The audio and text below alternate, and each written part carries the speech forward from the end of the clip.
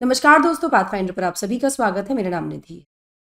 दोस्तों, बढ़ती digital dependence के चलते और बहुत सारे जो एडवांसमेंट है टेक्नोलॉजी के चलते हम रोज़मर्रा में साइबर फ्रॉड्स को विटनेस करते हैं।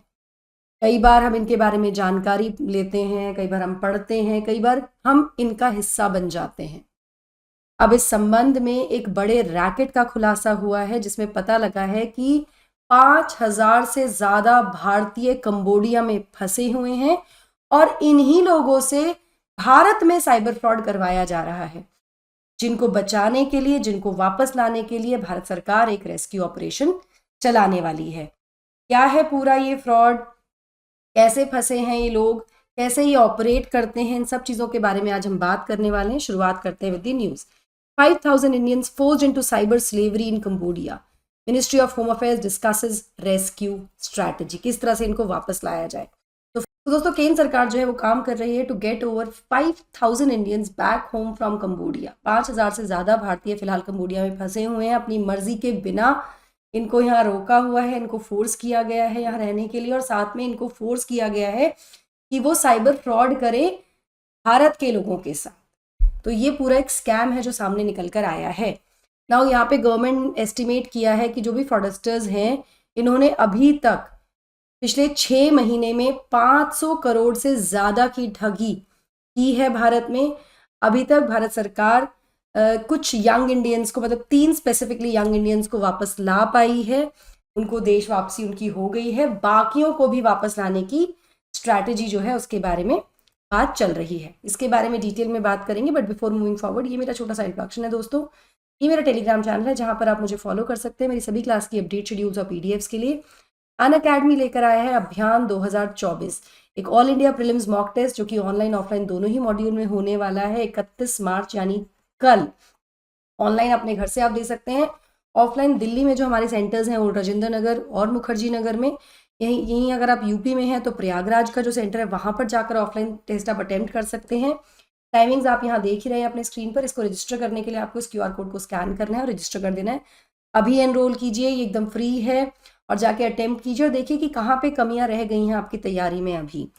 चलिए, साथ ही कुछ हमारे जो प्रोग्राम्स हैं, सक्सेस जो प्रोग्राम है 2025-26 के लिए, वो कोर्सेज स्टार्ट हो चुके हैं हमारे अलग अलग सेंटर्स पर।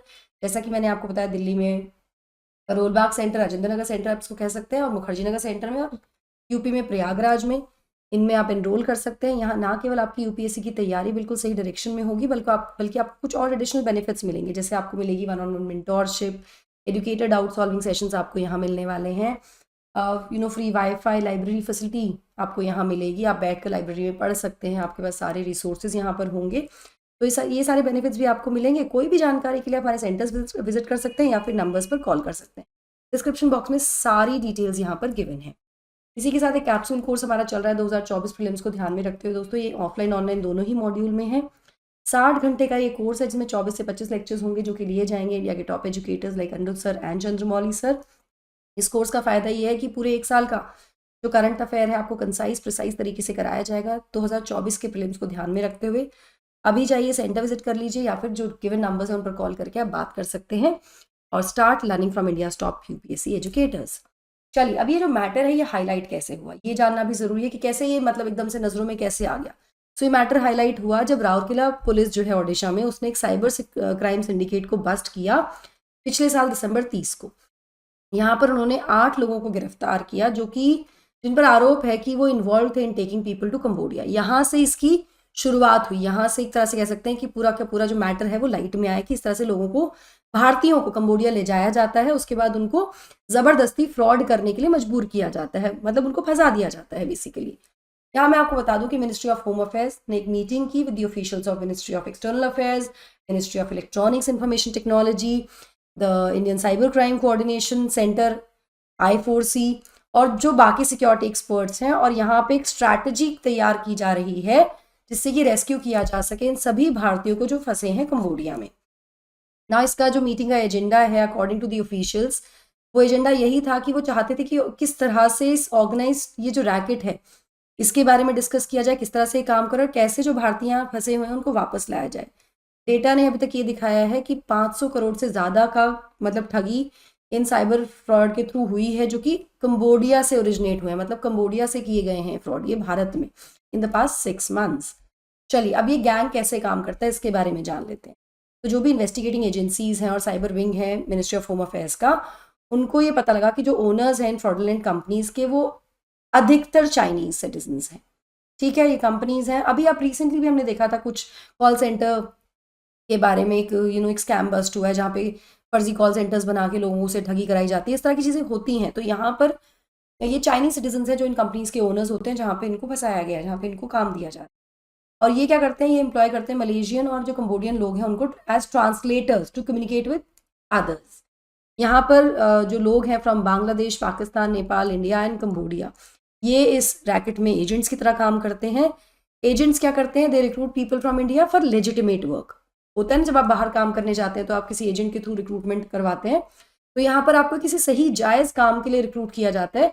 यहाँ भी मैं आपको बता दूँ कि अधिकतर जो रिक्रूटमेंट्स होते हैं वो साउथ इंडिया से होते हैं, बिकॉज कंबोडिया क्या है, साउथ एशिया का पार्ट है ना।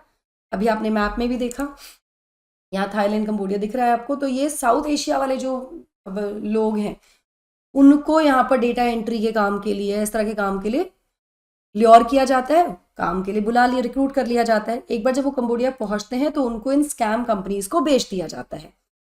नाउ यहाँ मैं आपको बता दूं कि कंबोडिया फिलहाल एक तरह से एक बेस्टियन बन गया है साइबर फ्रॉड का।